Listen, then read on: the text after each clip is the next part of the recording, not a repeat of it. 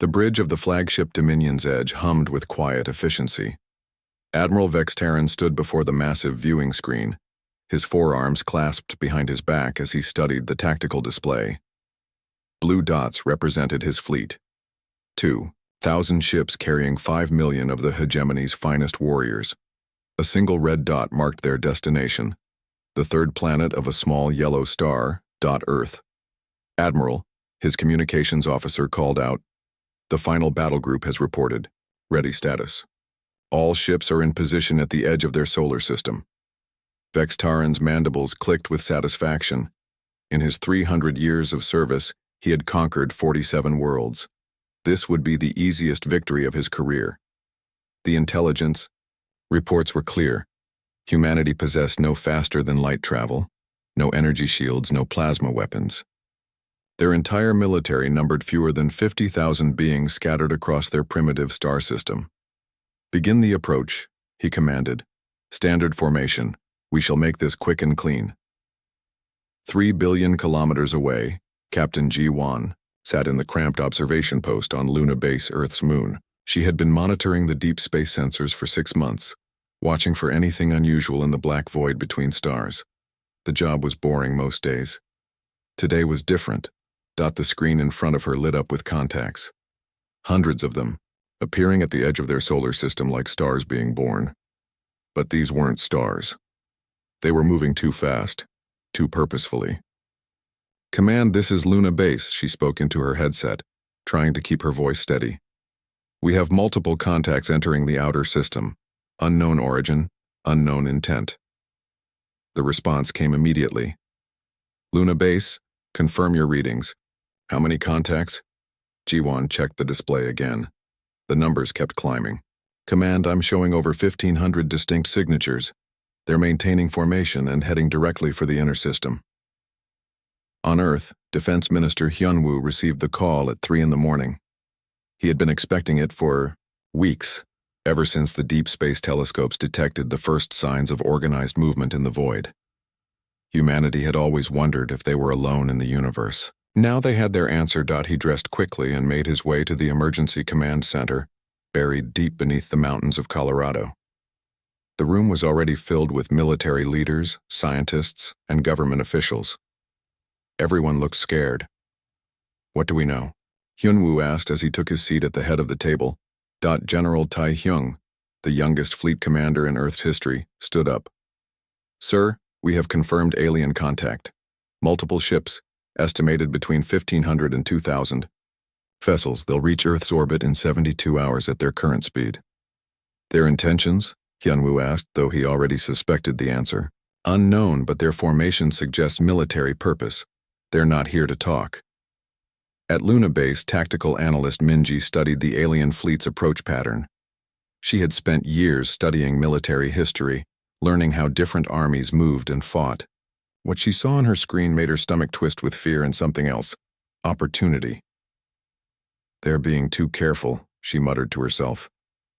"What do you mean?" asked Jiwon, who had stayed at her post to monitor the approaching fleet. Minji pointed at the display. "Look at their formation. Perfect spacing, textbook military precision. They're approaching like they're in a parade, not a battle. See how they maintain equal distance between ships? That's ceremonial formation." "So?" "So they don't expect any real resistance. They think this will be easy." Back on the alien flagship, Commander Rixthal reviewed the intelligence files on humanity. The reports painted a picture of a primitive species barely capable of leaving their home planet. Their weapons were crude projectile devices and simple chemical explosives. Their ships used primitive fusion rockets that would take months to travel between planets. "Admiral," Rixthal reported, "our scouts confirmed the intelligence reports. Their orbital defenses consist of a few dozen platforms with basic kinetic weapons. No energy shields, no plasma cannons. Their largest ship masses less than one of our escort vessels." Vextaran nodded.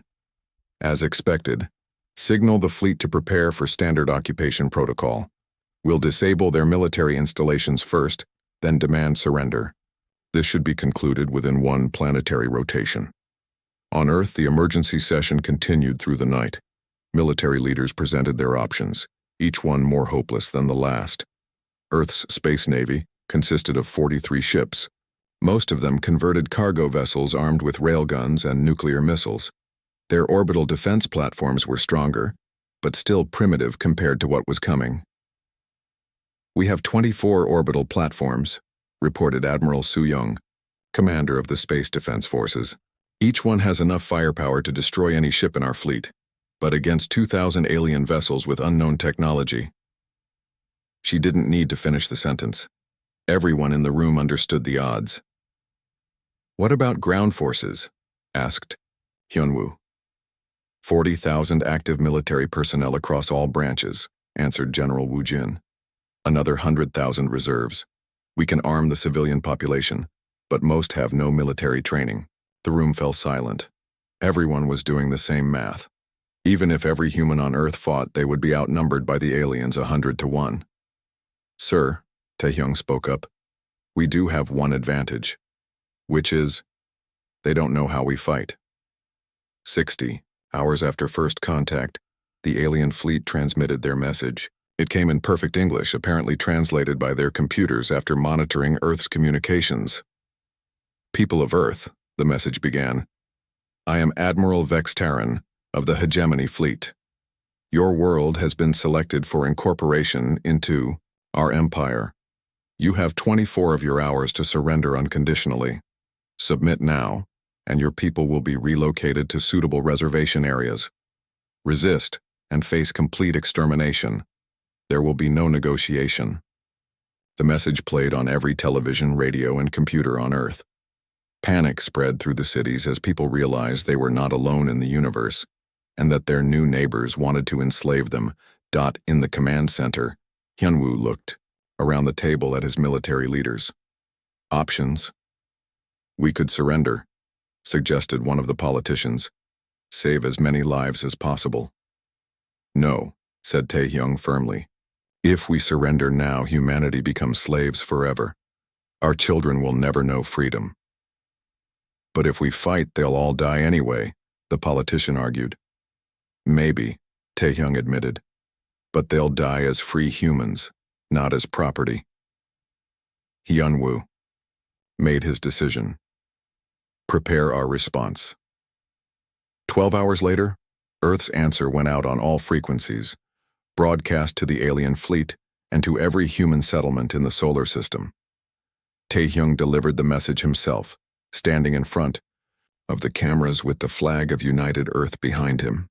"Admiral Vextaran," he began, his voice calm and steady. "This is Commander Taehyung of the Earth Defense Force. We have received your ultimatum. Here is our response. Come and take it." The message was simple, direct, and clear. Humanity would not surrender. They would fight. On the alien flagship, Vextaran received the transmission with amusement. He had expected this response. Primitive species always chose death before slavery. It was regrettable but predictable. "Signal the fleet," he ordered. "Begin the attack. Disable their orbital defenses first, then move to bombardment positions. I want this concluded quickly." But as the alien fleet moved into attack formation, Minji watched from Luna Base with growing excitement. "They're still maintaining ceremonial spacing," she reported to command. "They really don't think we can hurt them." "Can we?" asked Jiwon. Minji smiled grimly. "We're about to find out." The first alien ships reached Earth's outer defense perimeter 18 hours after the ultimatum expired. Admiral Su Young watched from her command ship as enemy vessels approached her orbital platforms. The aliens moved slowly, confidently, like predators stalking helpless prey. "All platforms, this is Admiral Su Young," she broadcast to her forces. "Remember your training. Wait for my signal. Make every shot count." The alien ships came closer, weapons powering up to disable the human defenses. They expected quick surrender after a show of force. Instead, they got humanity's first lesson in asymmetric warfare. "Fire," ordered Su Young. The orbital platforms didn't use energy weapons or guided missiles. Instead, they launched clouds of depleted uranium pellets at relativistic speeds. Simple, stupid, unstoppable kinetic projectiles that alien shields couldn't absorb because they weren't energy weapons. The first alien ship to enter range simply disintegrated as thousands of metal pellets tore through its hull at a significant fraction of light speed. The second ship suffered the same fate. The third managed to return fire before being destroyed, but its energy weapons barely scratched the human platform's armor. On the alien flagship, Rixthal stared at his tactical display in shock. "Admiral, we've lost 7 ships in the first engagement. They're weapons. They're using kinetic projectiles, not energy weapons. Our shields are useless." Vextaran felt his first moment of doubt.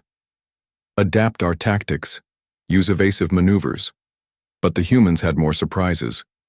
As alien fighters swooped in to attack the platforms directly, they found themselves flying into fields of proximity mines that Sergeant Kyung-min had spent months deploying. The mines weren't sophisticated. Admiral Vextaran stood in his private quarters, studying the battle reports from the first engagement. 237 ships lost, nearly 15,000 warriors dead, all from attacking what his intelligence called a primitive defensive line. He activated his personal communicator. "Commander Rixthal, report to my quarters immediately." When Rixthal arrived, Vextaran didn't look up from the reports. "Explain to me how beings who have barely achieved spaceflight destroyed 1/10 of our attack force." Rixthal shifted uncomfortably. "Sir, their tactics are unconventional. They use kinetic weapons exclusively. Our energy shields provide no protection against solid projectiles moving at such velocities. And the minefields? Passive devices, sir. No energy signatures for our sensors to detect. Just metal spheres floating in space until something triggers them." Vextaran finally looked up. "In 300 years of conquest, have we ever encountered anything like this?" "No, sir. Most species develop energy-based weapons as they advance. These humans seem to have perfected kinetic warfare instead. Then we adapt. Deploy the second wave. Use particle beam weapons to clear the minefields first, then close to short range where their kinetic weapons are less effective." Captain Su-young watched the second alien attack from the bridge of her defense platform, Hadrian's Wall. The aliens had learned from their first encounter. They moved more carefully now, using long-range weapons to detonate the minefields before advancing. "They're adapting faster than we hoped," reported her tactical officer, Lieutenant Silgi. "Expected," Su-young replied. "Any species that conquers planets has to be capable of learning. But we've learned too." The humans had spent the 6-hour break between attacks well. While the aliens studied human tactics, the humans had been studying alien technology. The energy weapons that had destroyed the minefields left clear signatures that human sensors could track. "Target their lead ships," Su-young ordered. "All platforms, concentrated fire." But this time, the aliens were ready. Their ships scattered as soon as the human weapons fired, using evasive maneuvers to avoid the kinetic projectiles. Most of the shots missed, and the alien ships closed to engagement range. Energy beams lanced out from the alien vessels, striking the human platforms. The primitive armor couldn't withstand the focused fire. Hadrian's Wall shuddered as blast after blast struck its hull. "Hull breach on Deck 7, reported damage control. Life support failing in sections 12 through 15. Su-young made her decision. "All hands prepare for boarding action. If they want this platform, they'll have to take it room by room." The alien fighters swarmed around the damaged human platforms like angry insects. Boarding pods launched from the fighters, magnetic clamps attaching them to the human hulls. Cutting beams sliced through the metal, creating entry points for the alien assault troops. Sergeant Kyung-min led the defensive team on Hadrian's Wall. He had been expecting this moment since the war began.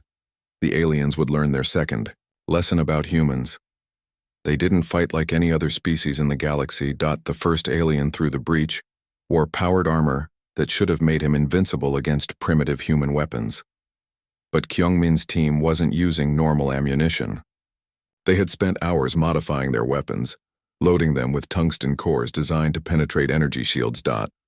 The alien warrior stepped through the breach confidently, his weapons scanning for targets. He found Kyung-min waiting in the corridor. wearing nothing but a standard spacesuit and carrying what looked like an ancient chemical projectile weapon. The alien fired first. His energy weapon scorched the corridor wall where Kyungmin had been, standing a split second before. But the human was already moving, rolling to the side and firing his modified rifle in one fluid motion. The tungsten round punched through the alien's powered armor like it was made of paper. The warrior collapsed, purple blood spreading across the deck. Behind him, more aliens pressed forward, only to face the same fate. "Impossible," gasped one of the surviving aliens as Kyungmin's team cut down his squad. "How can they fight in vacuum?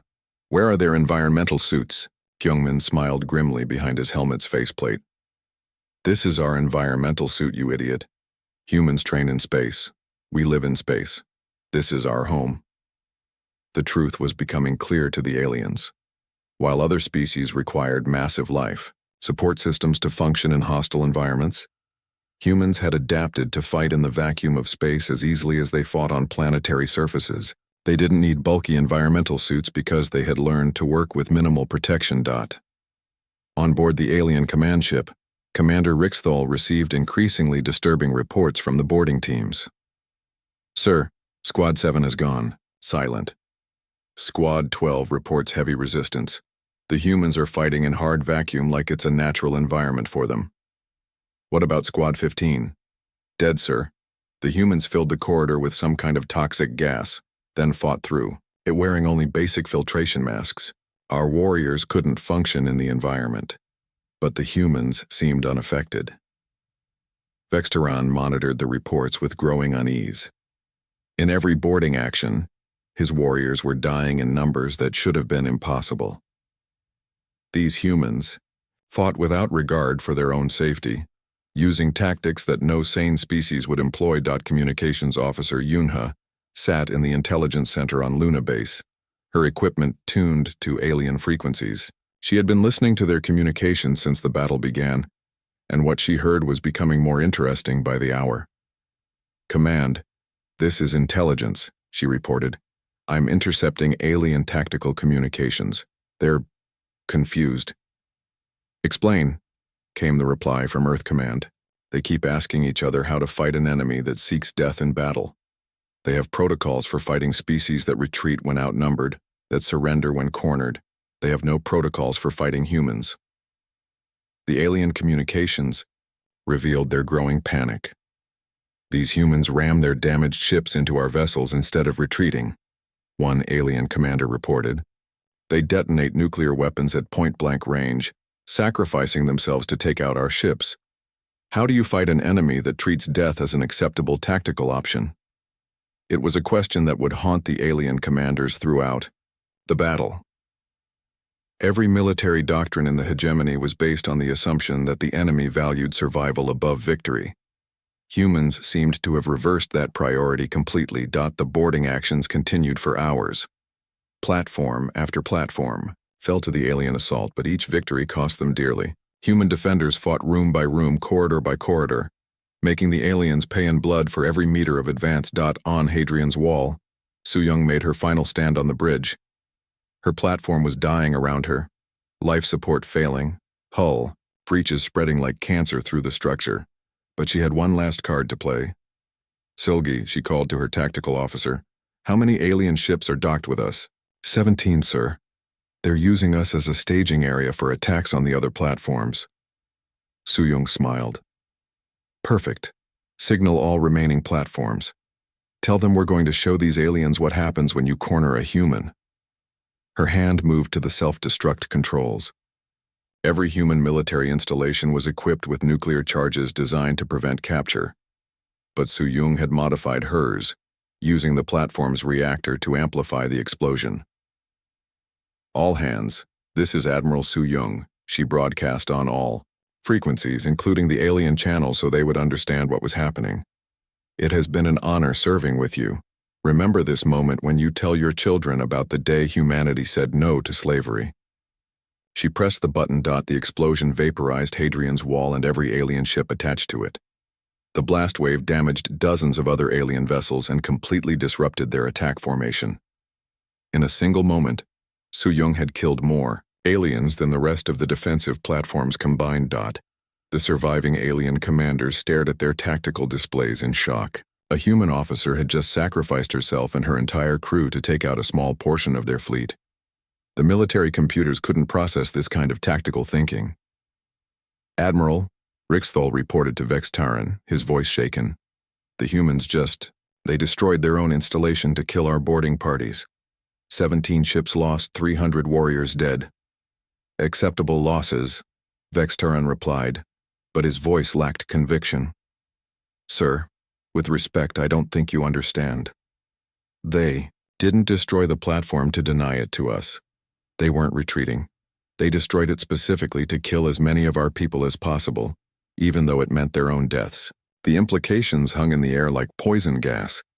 The aliens were fighting an enemy that measured victory not by territory gained or casualties avoided, but by how much damage they could inflict before dying. The second wave of alien attacks finally succeeded in destroying the outer defense perimeter, but at a cost that made Vextaran's mandibles click with anxiety. Nearly 400 ships lost, 20,000 warriors dead. They had captured empty space and scrap metal. "Signal the fleet," he ordered. "Regroup at the second waypoint. We need to reassess our tactics." But even as his ships withdrew to plan their next assault, Vextaran knew the truth. His overwhelming numerical advantage was meaningless if every human was willing to die. Admiral Vextaran called an emergency council of war. His flag officers gathered in the main conference room of Dominion's Edge, their faces showing the strain of the past 48 hours. What should have been a simple conquest had become a nightmare of unexpected casualties and tactical confusion. "Report," Vextaran commanded as the holographic display showed the current positions of both fleets. "Sir," began Commander Rixthol, "we have successfully eliminated the outer defensive perimeter, but at significant cost. Current fleet strength is down to 1,600 vessels. We estimate human losses at minimal compared to their overall defensive capacity." Fleet Commander Zarvok recently arrived with reinforcements, studied the battle data with growing disbelief. "How is this possible? We outnumber them 100 to 1, yet they've destroyed a quarter of our attack force. Their tactics are unlike anything in our military databases," Rixthol explained. "They don't retreat when logic dictates withdrawal. They don't surrender when defeat is certain. Instead, they maximize damage to our forces even at the cost of their own complete destruction." Back on Earth, Commander Donghyun prepared his submarine fleet for the next phase of battle. The converted vessels had been humanity's secret weapon for months. Spacecraft designed using stealth technology borrowed from underwater warfare. While the aliens searched for large energy signatures and metallic masses, human ships coated in radar-absorbent materials and running on minimal power were effectively invisible. "All boats, this is Silent Hunter," Donghyun transmitted using tight beam communications that the aliens couldn't intercept. "Begin harassment pattern Alpha. Remember, strike fast, strike hard, disappear completely." The submarine doctrine was simple: appear without warning, deliver maximum damage, vanish before the enemy could respond. It was a tactic perfected in Earth's oceans and adapted for the vacuum of space. Silent Hunter moved through the asteroid belt like a predator, her crew monitoring alien communications while staying hidden behind chunks of space rock. When an isolated alien patrol came within range, Donghyun struck without warning. Nuclear torpedoes launched from concealed tubes, their warheads guided not by sophisticated targeting systems, but by human pilots willing to ride them to the target. The alien ships never saw the attack coming. By the time their sensors detected the nuclear detonations, Silent Hunter was already kilometers away, hidden behind another asteroid. "Direct hit," reported Torpedo Officer Sung Jae. 2 alien cruisers, destroyed, 1 damaged and retreating. "Signal the fleet," Donghyun ordered. "Pattern Alpha successful.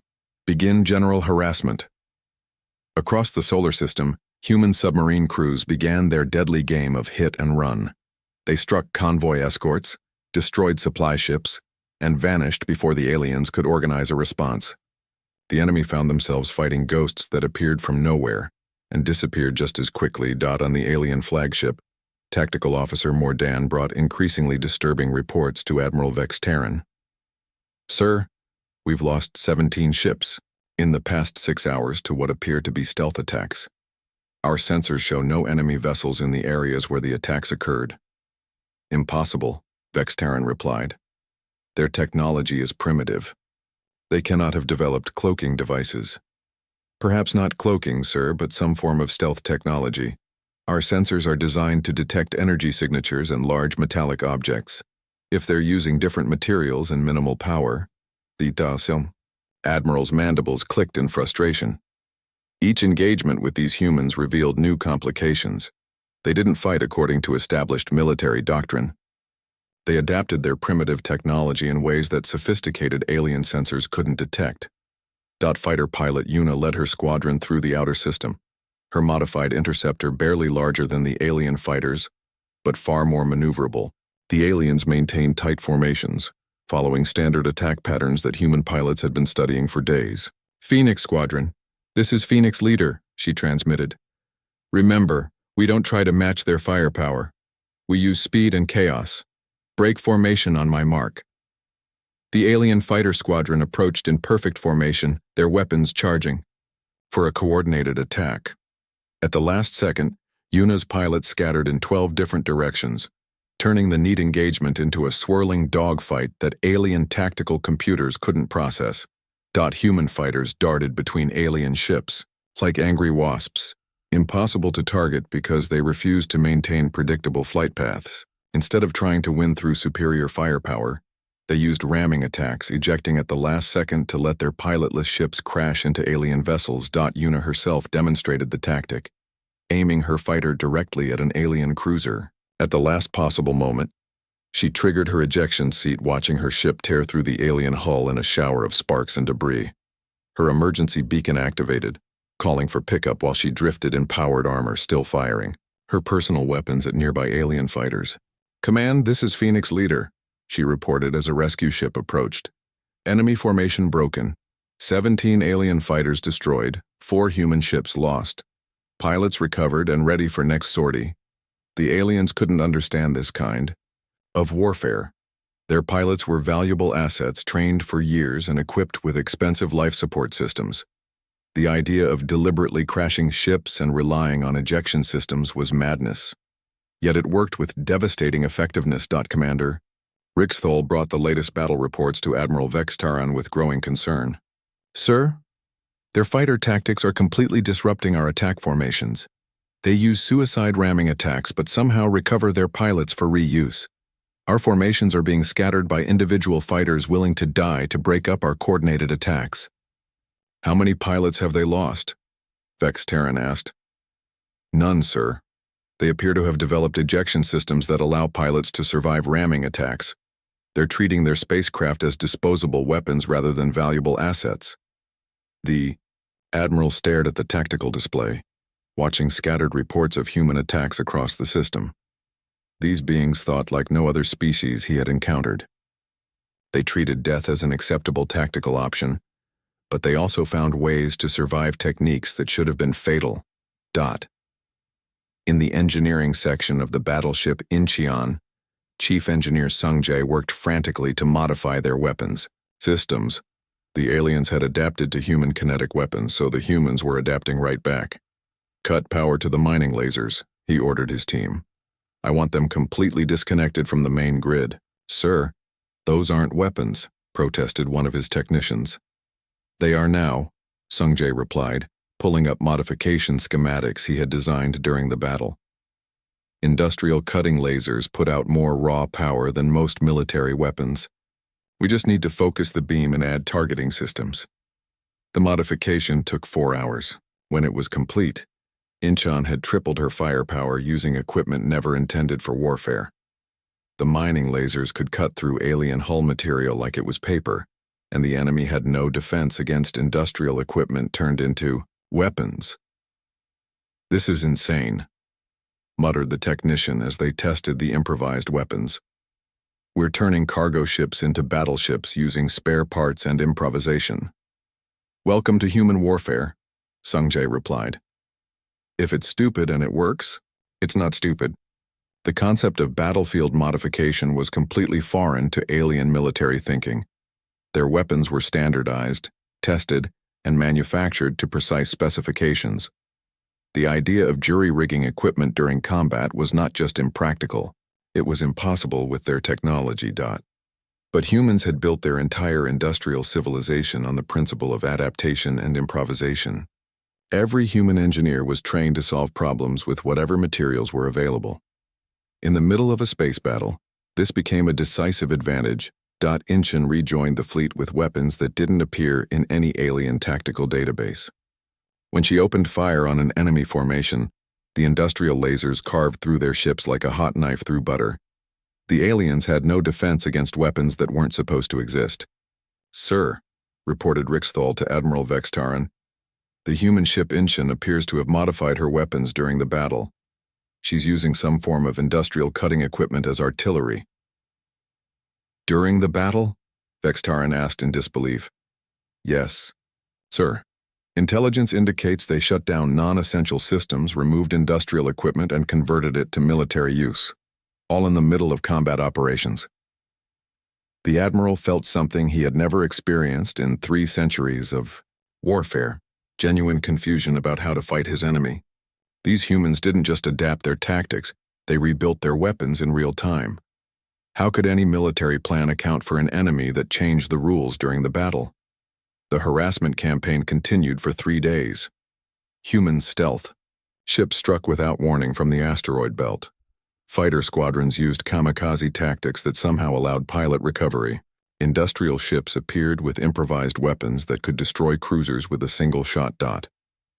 The alien fleet found itself fighting enemies that appeared from nowhere, used weapons that shouldn't exist, and employed tactics that no military computer could predict.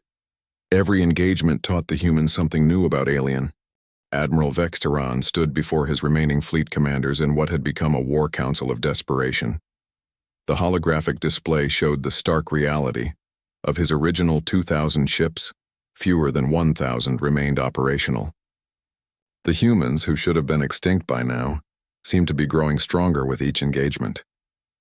"The harassment campaign has cost us 50% of our original force," reported Commander Rixthal, his voice heavy with disbelief. "Yet we estimate human military losses at less than 10% of their total capacity." "Impossible," growled Fleet Commander Zarvok. "We outnumber them 100 to 1. Basic mathematics dictates that even primitive weapons should eventually overwhelm us through sheer volume of fire." "The mathematics assume conventional warfare," Rixthal replied. "These humans don't follow conventional doctrine. They treat every engagement as an opportunity to invent new ways to kill us." Admiral Seulgi, recently promoted after her predecessor died in a ramming attack against 3 alien destroyers, listened to the alien communications from her flagship, New Sol. The enemy was clearly frustrated, confused, and beginning to make mistakes. It was time for the next phase of human strategy. "All fleet commanders, this is Admiral Seulgi," she transmitted across the human defense network. "Operation Chaos begins now. Remember, every alien victory must cost them more than defeat would have." The principle was simple but devastating. Instead of trying to win battles, humans would make winning so expensive that the aliens would prefer to lose. Every engagement would become a trap, designed to maximize enemy casualties regardless of the tactical outcome. On Mars, General Wu Jin put the finishing touches on humanity's most ambitious defensive strategy. The Red Planet had been transformed over the past month into a fortress designed not to keep the aliens out, but to make sure that any aliens who entered would never leave. "Final report," he requested from his engineering teams. "All civilian areas have been evacuated," reported Colonel Minho, his chief of staff. "Every building in the major cities has been rigged with demolition charges. The tunnel networks are complete with supply caches every 5 kilometers. The minefields are in place." "And the civilians?" "Relocated to Earth and Luna. No non-combatants. Remain on Mars." Wu Jin nodded with satisfaction. Mars would be humanity's demonstration of total war. A planet where every rock, every building, every breath of air was designed to kill invaders. The aliens would learn what happened when humans had time to prepare. The alien fleet approached Mars in what they hoped would be an overwhelming assault. Admiral Vexitaran had committed 800 ships to the attack, determined to finally achieve a decisive victory that would break human resistance. Standard orbital bombardment, he ordered. Destroy their defensive installations, then land assault troops to secure the major population centers. But as the alien ships opened fire on Martian cities, they discovered the first surprise. The cities were empty, and the buildings exploded the moment energy beams touched them. Instead of destroying human defenses, the aliens were detonating massive bombs that had been carefully placed throughout every urban area. "Sir," reported Tactical Officer Mordan, "the human cities appear to be elaborate booby traps. Every structure we target explodes with sufficient force to damage our ships." "Continue bombardment," Vextaran ordered. "Clear the surface completely." But clearing Mars proved impossible. Every crater created by alien bombardment revealed underground tunnels. Every tunnel contained human defenders armed with improvised weapons and an apparently infinite supply of explosive devices. The aliens found themselves bombing a planet that seemed designed to explode. Sniper Jongyun crouched in a cave system that had been carved specifically for this moment. Her rifle was a masterpiece of human engineering, a magnetic acceleration weapon that could fire tungsten rounds at velocities that made them invisible to alien sensors until impact. The alien landing craft approached her sector in perfect formation. Exactly as human intelligence had predicted, Jongyun took her time, calculating wind resistance, gravitational effects, and the rotation of Mars itself. At this range, she could put a round through an alien commander's breathing apparatus from 3 kilometers away. Her first shot destroyed the lead transport's pilot. The craft spun out of control and crashed into 2 other ships. Her second shot penetrated the command module of a heavy assault transport, causing it to explode in mid-air. By the time the aliens located her muzzle flash, she was already moving through the tunnel system to her next position. "Contact Grid 77 Alpha," came the report over alien communications. "Single sniper, estimated range 3 kilometers. Request immediate air support." But air support was impossible on Mars. The humans had prepared the planet's thin atmosphere with metallic particles that made precision targeting nearly impossible. Alien sensors designed for clear space found themselves confused by an environment that humans had deliberately contaminated with electronic interference. Jongyun continued her deadly work for 6 hours, moving through tunnels that connected across the entire continent. Her confirmed kill count reached over 200 before the aliens finally cornered her in a dead-end cave. Instead of surrendering, she triggered the demolition charges she had been carrying, bringing down half a mountain on top of the alien assault team. The underground war continued for days. Every tunnel system was a maze designed by humans who understood that maze warfare favored the defender. Alien troops found themselves lost in passages that led nowhere, walking into ambushes prepared by defenders who knew every meter of the terrain. "Sir," Commander Rixthol reported to Admiral Vextaran, "ground forces are reporting 70% casualties. The humans have turned the entire planet into a weapon. Every cave contains snipers. Every tunnel leads to a dead end filled with explosives. Every piece of high ground conceals artillery." "What about the population centers?" Vextaran asked. "Empty, sir. Intelligence suggests the humans evacuated all non-combatants before we arrived. Everyone remaining on Mars is a trained military combatant who has had months to prepare defensive positions." The Admiral felt a chill of understanding. The humans hadn't prepared Mars to defend their people. They had prepared it to kill his people. Every aspect of the planet's defense was designed to maximize alien casualties without regard for human survival. It was warfare as a form of mass murder. In orbit above Mars, Commander Minho prepared for the final phase of the planetary defense. His ship Perseverance was the last human vessel in the Martian defense fleet, her hull scarred by energy weapons, and her crew reduced to a skeleton team of volunteers. The alien fleet had suffered terrible losses trying to pacify Mars. But they were finally succeeding. Human resistance was crumbling. The tunnel networks were being cleared by systematic demolition, and alien reinforcements were arriving to secure the planet. It was exactly what Minho had been waiting for. "All hands, this is Commander Minho," he announced over the ship's intercom. Today we teach the aliens the most important lesson about humanity. We choose how we die. Admiral Vextaran received the human transmission on an open channel, broadcast to every ship in the alien fleet. "Admiral," came Minho's voice, calm and steady despite the hopelessness of his situation. "This is Commander Minho of the Earth Defense Force. You wanted to know how humans fight? You wanted to understand our tactics? Here's the lesson you'll remember for the rest of your miserable life. When you fight humans, everybody dies." Perseverance accelerated directly toward the alien flagship. Her engines pushed far beyond safe operational limits. The ship's antimatter containment fields had been deliberately destabilized, turning the entire vessel into the largest bomb ever deployed in human history. "Evasive maneuvers," ordered Vextaran, but it was too late. Perseverance moved too fast for the massive flagship to avoid, and Minho had planned his trajectory perfectly. The explosion vaporized both ships instantly and severely damaged every alien vessel within a 50-kilometer radius. The blast was visible from Earth's surface, a brief new star that marked the moment when human determination met alien technology and won through sheer force of will. Commander Rixathol found himself in command of what remained of the alien fleet. Nearly half their ships had been destroyed or damaged in the explosion, and Mars was still not fully secured despite weeks of fighting. "Status report," he requested, though he dreaded the answer. "Sir, current fleet strength is down to 400 operational vessels. Martian ground forces report the planet is secured but at 90% casualty rates. We estimate human losses at 100%. Every defender fought to the death." Rixthal studied the tactical displays with growing horror. The humans had defended Mars by turning it into a graveyard. They hadn't tried to save the planet. They had used it as bait to destroy as much of the alien fleet as possible. "Sir," continued his tactical officer, "intelligence estimates that our total losses since beginning this campaign now exceed our original force projection. We have fewer ships now than we started with, and the humans still control Earth and Luna."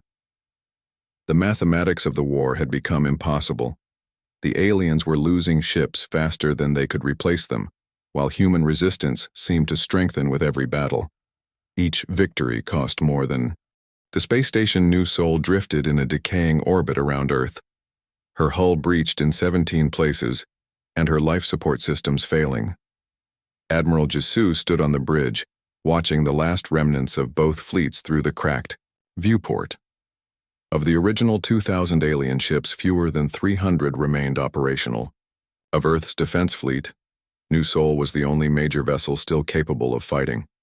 Both sides had achieved their objectives, and both sides had lost everything in the process. Commander Rixthol's shuttle approached the crippled human station, under a flag of truce. The irony wasn't lost on him. He was now the highest-ranking officer in what had once been the most powerful invasion fleet in hegemony history, coming to negotiate with the survivors of a species that shouldn't have been able to resist them for more than a few hours. The docking bay of New Sol was a testament to human determination. Debris floated in the zero-gravity atmosphere. The air recyclers struggled to maintain breathable conditions, and emergency lighting cast everything in an eerie red glow. Yet the human crew went about their duties with the same calm efficiency they had shown throughout the war. "Welcome aboard," Admiral Jisoo said as Rixthol entered the conference room. She looked exhausted, her uniform stained with smoke and blood, but her eyes remained sharp and alert.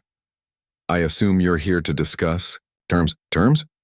Rixthol settled into a chair designed for human physiology, his forearms folding awkwardly. "What terms could there be? We have both destroyed each other." Jisoo smiled grimly. "That's where you're wrong, Commander. We haven't destroyed each other. We've taught each other." Through the viewport, both officers could see the wreckage of the greatest space battle in galactic history. Twisted metal drifted in complex orbits around Earth, the remains of ships from two species that had learned too much about war in too short a time. "Your fleet is gone," Rixthol observed. "Your orbital defenses are destroyed, your colonies are in ruins. How do you call this anything but mutual annihilation?" "Because you're still here," Jisoo replied. "And more importantly, you're asking, Questions instead of shooting. That means you've learned the most important lesson we had to teach. Rixthal's mandibles clicked with confusion. Which is that conquering humanity is possible, but keeping us conquered is impossible. You can destroy our ships, level our cities, kill our soldiers. But as long as one human survives, the war continues, and the cost of that war will eventually destroy any empire foolish enough to try. The truth of her words settled over the alien commander like a heavy weight. Every tactical report from the campaign confirmed it. Humans didn't surrender when defeated. They adapted. They didn't retreat when outnumbered. They improvised. They didn't despair when facing extinction. They became more dangerous. The Hegemony Council will not accept this, Rixthal said finally. They will send more fleets, larger armies. Your resistance will only convince them that humanity must be completely exterminated. Jisoo leaned back in her chair, studying the alien commander with interest. Will they? Tell me, Commander, what will you report when you return home? Rixthal considered the question carefully. That we encountered a species unlike any other in the galaxy. That standard conquest protocols are insufficient against enemies who treat death as an acceptable tactical option. And what will you recommend? Quarantine, he admitted. Permanent isolation of the human system. No contact, no trade, no communication. Humanity must be contained. But we won't be, will we? Jisoo asked. Your ships carry databases, star charts, technical specifications. My people have been studying your technology for months. We know how to build faster than light drives now. We know where your homeworlds are located. The implications hit Rixthal like a physical blow. In trying to conquer humanity, the hegemony had given them the tools they needed to become a galactic threat. Worse, they had demonstrated exactly how to fight advanced civilizations using primitive but effective tactics. You're threatening to attack hegemony worlds? He asked. I'm explaining why that would be unnecessary, Jisoo corrected.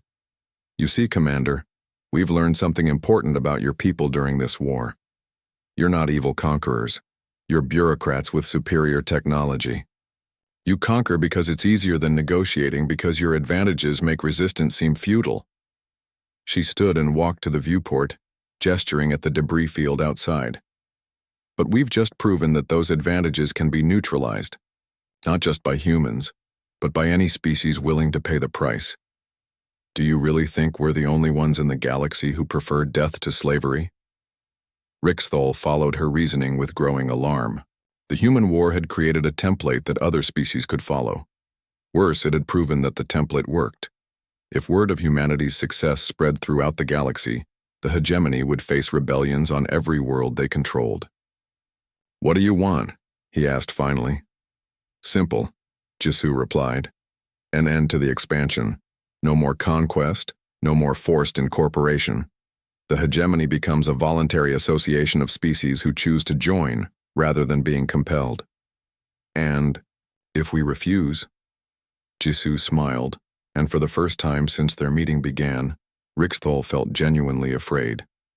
Then we teach every species in the galaxy how to fight the way humans fight. We share our tactical innovations, our improvisation techniques, our complete disregard for acceptable casualty ratios. Within a generation, every hegemony world will face rebellions that make our resistance look like a minor disagreement. The alien commander understood the threat. Humanity had weaponized the concept of asymmetric warfare and proven it worked against technologically superior enemies. If that knowledge spread, the hegemony's entire system of control would collapse. You would destabilize the galaxy, he protested. We would free the galaxy, Jisoo corrected. The choice is yours, Commander. End the conquests voluntarily, or watch your empire tear itself apart as every enslaved species learns that resistance is possible. Intelligence analyst Hosiok worked in the depths of New Sol, reviewing battle data that would reshape galactic warfare for centuries. The human victory hadn't been achieved through superior technology or overwhelming force. It had been won through tactical innovation and psychological warfare. Admiral, he reported to Jisoo over the intercom, analysis confirms our strategic assumptions. The alien fleet was defeated not by our weapons, but by our willingness to use those weapons in ways their tactical computers couldn't predict. The data told the story clearly. Every major human success had come from doing something the aliens considered impossible or insane. Ramming attacks that somehow allowed pilot recovery, industrial equipment converted to military use during battle, defensive strategies that maximized enemy casualties while accepting total friendly losses. More importantly, Hosiak continued, we've identified the psychological factors that made their defeat inevitable. The hegemony military doctrine assumes enemies will behave rationally, retreat when outnumbered, surrender when cornered, preserve their forces when possible. Human doctrine assumes none of those things. Ambassador Nyan prepared for what would become the most important diplomatic negotiation in human history. The peace talks would determine not just Earth's future, but the shape of galactic civilization.